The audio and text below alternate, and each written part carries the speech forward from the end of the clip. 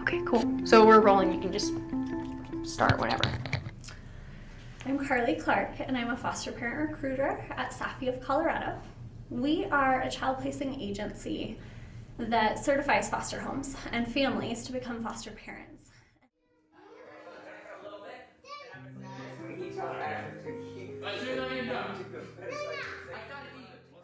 And then we connect them to foster youth and support them through their journey of fostering that child, potentially adopting them, or supporting that child in reunifying back with their biological family. So unless there's a really grave or grievous concern, kiddos enter foster care with the goal of going back home. That is, on a national average, only occurring about 30% of the time.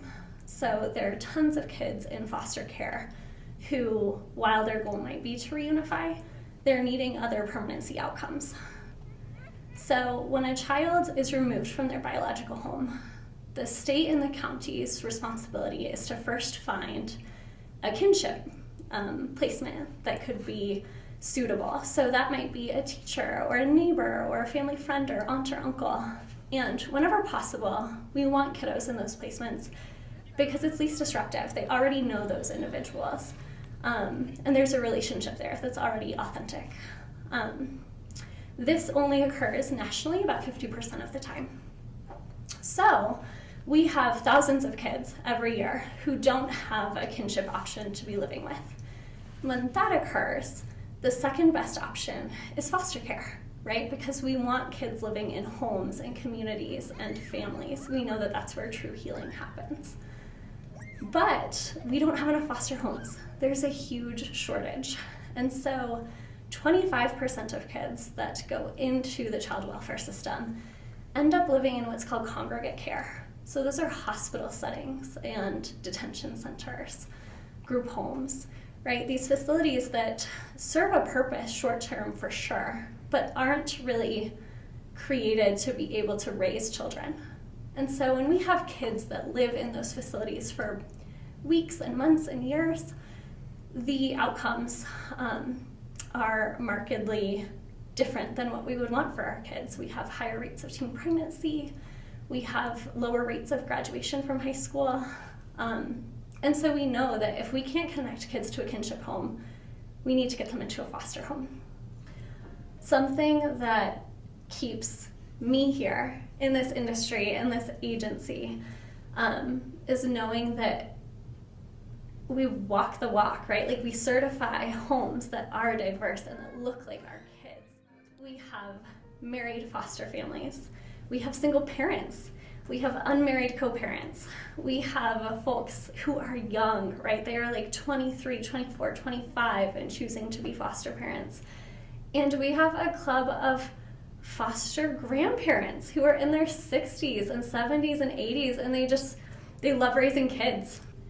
We have, we're really proud to certify same-sex couples as foster parents. That is a voice that has been missing in the foster care world for far, far too long.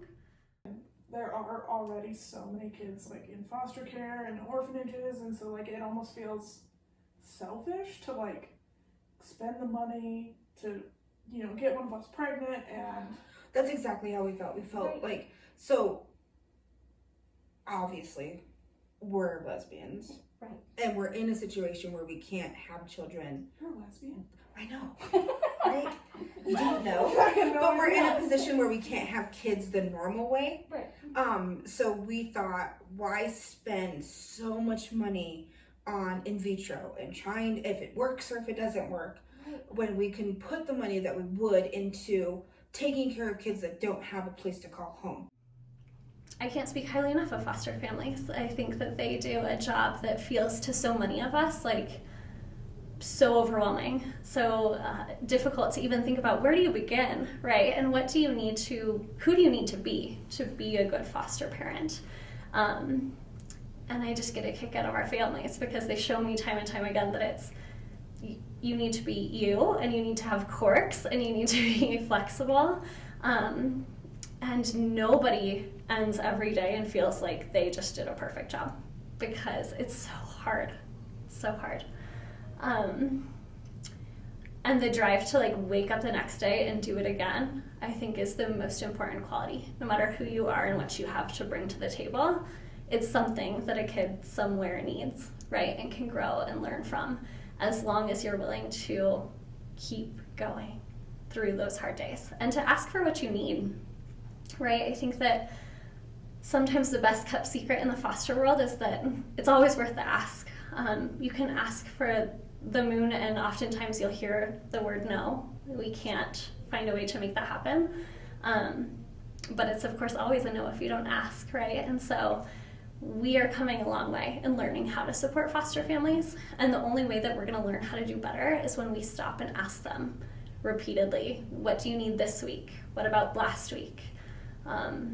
What new challenges are you facing? Because their needs evolve every single day.